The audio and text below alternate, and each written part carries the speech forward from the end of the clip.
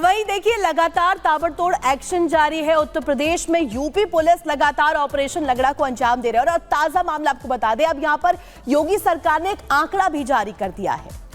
देखिए बिल्कुल, अगर हम बात करें उत्तर प्रदेश में जिस तरह से एनकाउंटर की घटना को अंजाम दिया गया, 2 आरोपियों को पकड़ा गया एनकाउंटर करके, उनसे पूछताछ की जा रही है। विपक्ष देखिए इस पर सवाल भी खड़े कर रहा है, लेकिन यूपी पुलिस की यह बड़ी उपलब्धि है।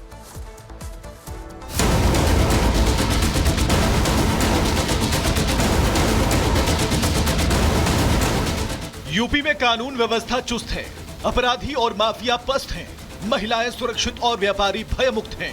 और ये सब एक दिन में नहीं हुआ, बल्कि इसके लिए पिछले 7.5 साल से सीएम योगी और उनकी पुलिस जीरो टॉलरेंस की नीति से काम कर रही है।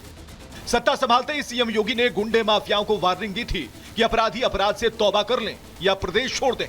4 वर्ष के अंदर एक भी दंगा नहीं हुआ है। अपराध और अपराधियों के प्रति जीरो टॉलरेंस की नीति के तहत जो कार्य प्रारंभ हुआ, आज उसका परिणाम है अपराधी आज या तो जेल के अंदर है या प्रदेश छोड़ करके कहीं मुंह छुपा करके बैठा हुआ है। उसको प्रदेश के अंदर आने का वो दुस्साहस नहीं कर सकता। सीएम योगी का प्रण और यूपी पुलिस की प्रतिबद्धता का नतीजा है कि पिछले 7.5 साल में 80,000 से अधिक अपराधियों को उनके गुनाहों की सजा मिल चुकी है।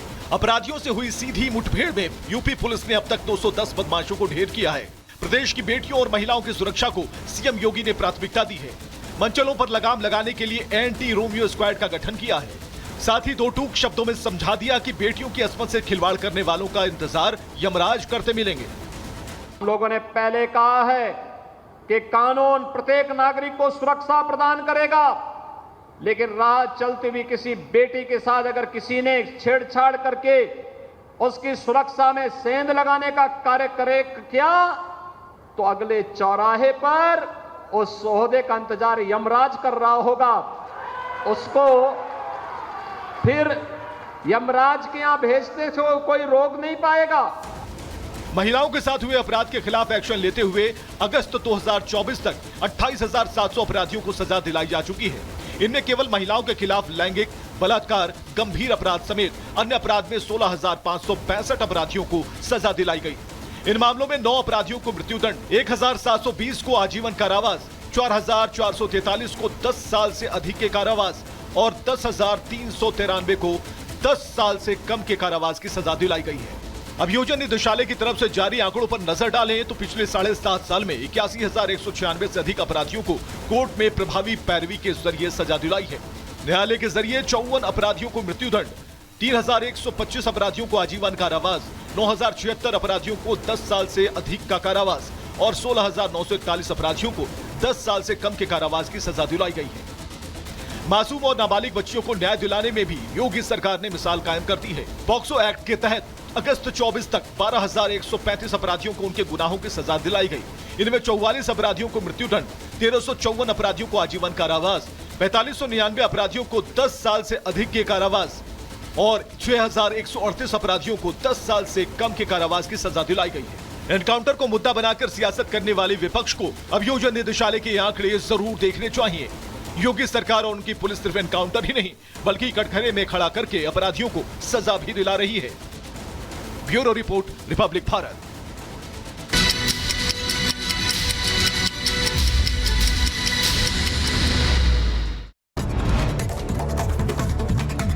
तो चलिए अब शुरुआत करेंगे 2 मिनट में। भारत की यूपी के बहराइच हिंसा केस के आरोपियों के घर लाल निशान लगा दिया गया। पीडब्ल्यूडी विभाग ने नोटिस चस्पा किया। एनकाउंटर के बाद बुलडोजर एक्शन की तैयारी है।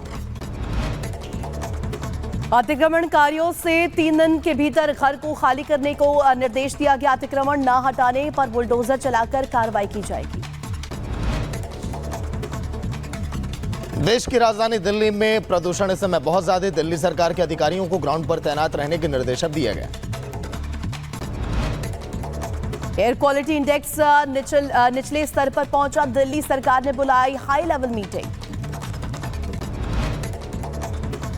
प्रतिबंधित पीएफआई और उसके कई ट्रस्टों पर ईडी का एक्शन। 29 बैंक खातों से 56 करोड़ जब्त किए गए।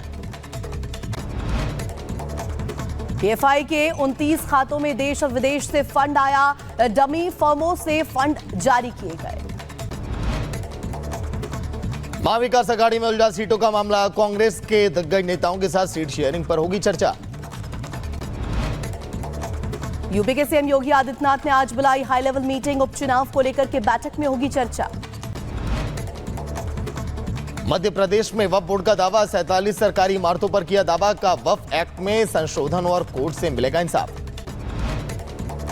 मध्य प्रदेश का पुलिस मुख्यालय, नगर निगम दफ्तर, कई पुलिस थाने और कई अस्पताल पर वक्फ बोर्ड ने किया दावा। वक्फ बोर्ड ने कब्रिस्तान और मस्जिदों की जमीन पर सरकारी कब्जे का आरोप लगाया। मुंबई में सती हत्याकांड में 5 आरोपियों को किया गया गिरफ्तार, मुंबई क्राइम ब्रांच ने किया गिरफ्तार। यूपी के मैनपुरी में उपचुनाव के लिए शुरू हुआ नामांकन, करहल सीट के लिए 25 अक्टूबर तक होगा नामांकन।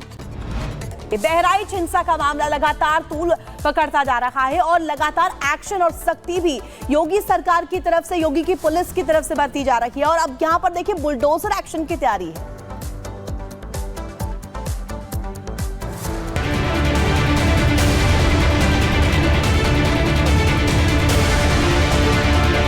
अपराधियों का नाम सत्य है। बुलडोजर तैयार, दंगाइयों पर होगा प्रहार। बहराइच के गुनहगार अब हो जाओ तैयार। यूपी में अपराध के खिलाफ सीएम योगी की जीरो टॉलरेंस की नीति अब नजीर बन चुकी है। उन लोगों के लिए जो सोचते हैं कि अपराध करेंगे और कानून उनका कुछ बिगाड़ नहीं सकेगा, लेकिन अब ऐसा नहीं है। अपराधियों पर एक्शन भी हो रहा है और वो भी कानून के दायरे में रहते हुए। बहराइच में जिन लोगों ने दंगे किए, कानून को अपने हाथ में लिया और बेखौफ होकर अंधाधुंध फायरिंग की, अब वो खौफ में है। ये डर है प्रशासन का। बहराइच में हिंसा के मुख्य आरोपी अब्दुल हमीद के घर पर बुलडोजर कार्रवाई की तैयारी पूरी कर ली गई है। हमारी मौजूदगी इस वक्त बहराइच के महाराजगंज बाजार में मौजूद है। दरअसल यहां पर पीडब्ल्यूडी की तरफ से कुछ मकान जो हैं वो चिन्हित किए गए हैं, जिन मकानों को लेकर बुलडोजर का एक्शन देखने को मिल सकता है। अगर तस्वीरें हम आपको दिखाएं तो आप देखिएगा इस मकान को भी जो है वो रेड क्रॉस से चिन्हित किया गया है। इसके साथ ही इस बाजार में कई ऐसे मकान हैं जिन मकानों को चिन्हित किया गया है और अब आने वाले वक्त में इन मकानों पर बुलडोजर जो है वो चल सकता है। बहराइच हत्याकांड के बाद से पुलिस लगातार एक्शन में है। आरोपियों की धरपकड़ के साथ उनके अवैध निर्माण पर भी पुलिस की नजर है। यही वजह है कि पीडब्ल्यूडी विभाग ने मुख्य आरोपी अब्दुल हमीद सहित कई आरोपियों के घरों पर नोटिस चस्पा कर दिया है। मेरे विजय सचिन, एक बार अगर आपको पीछे दिखाएंगे तो ये वो उस आरोपी का घर है जिस आरोपी को फिलहाल पुलिस ने जो है वो गिरफ्तार कर लिया है। और इस महाराजगंज बाजार में तकरीबन 30 से 40 ऐसी दुकानें और मकान हैं जिन मकानों को इस बुलडोजर एक्शन के तहत चिन्हित किया गया है। आने वाले वक्त में सर्वे किया जाएगा और सर्वे के बाद इन मकानों पर बुलडोजर एक्शन देखने को मिल सकता है। सूबे में सीएम योगी के सत्ता में आने के बाद से चाहे अपराधी हो या फिर दंगाई, उनका हिसाब ऑन स्पॉट होता है। अब बहराइच इस बात का गवाह बन रहा है कि गलती करोगे तो यही भरना पड़ेगा। गोपाल मिश्रा हत्याकांड के आरोपियों पर हो रहा एक्शन इसी बात का उदाहरण है। Bureau report, Republic Bharat. तो देखिए आखिर बार बार दंगाइयों पर बुलडोजर प्रहार की प्लानिंग क्यों कही जा रही है। आपको देखिए ग्राफिक्स अब दिखाते हैं। आरोपियों के घर पर बकायदा नोटिस अब चिपका गया है। जो अवैध निर्माण है कहा जा रहा है उस पर एक्शन लिया जाएगा। पीडब्ल्यूडी विभाग ने नोटिस ये लगा दिया है कि जहां जहां पर इनके अवैध निर्माण है उस पर हो सकता है बुलडोजर कार्रवाई की जाए। हत्या के आरोपियों के घर पर यह नोटिस चिपकाया गया है। चिन्हित किया जा रहा है कि आखिर इनकी कितनी संपत्तियां हैं, क्योंकि लगभग यह आंकड़ा 35 से 40 कहा जा रहा है। अतिक्रमण हटाने का इन्हें निर्देश अब दिया गया है। अगर ये नहीं हटाते हैं तो फिर यहां पर प्रशासन के द्वारा एक्शन लिया जाएगा। 3 दिन में उस जगह को खाली करने के लिए कहा गया है। रविवार के दिन की घटना थी जब जुलूस के दौरान ये पूरा हंगामा हुआ और देखिए अब आज ये कहानी यहां तक आ पहुंची है। 30 से 40 घरों को चिन्हित किया गया, जैसा कि हमने जिक्र किया पहले। अतिक्रमण हटाने पर बुलडोजर वहां पर चलेगा, बुलडोजर कार्रवाई की जाएगी, क्योंकि लगातार लोग कह रहे थे कि जल्द से जल्द यहां पर न्याय मिले। अतिक्रमण जब चलेगा, जब यहां पर प्रशासन का यहां पर देखिए बुलडोजर जाएगा, तो उसके बाद क्या कुछ और आगे होगा देखने वाली बात होगी। और चलिए अब बात करेंगे उस दुश्मन की जो कि दिल्ली में एक बार फिर से लौट आया। अब आप कहेंगे कि मैं किस दुश्मन की बात कर रही हूँ। ये वो दुश्मन है जो कि बदलते मौसम के साथ आपकी सेहत पर भी असर करता है। दावे तो तमाम किए जाते हैं इस दुश्मन से निपटने के लिए, लेकिन वो सभी जो है वो फेल साबित होते हैं। रिपोर्ट देखिए कौन ये दुश्मन है।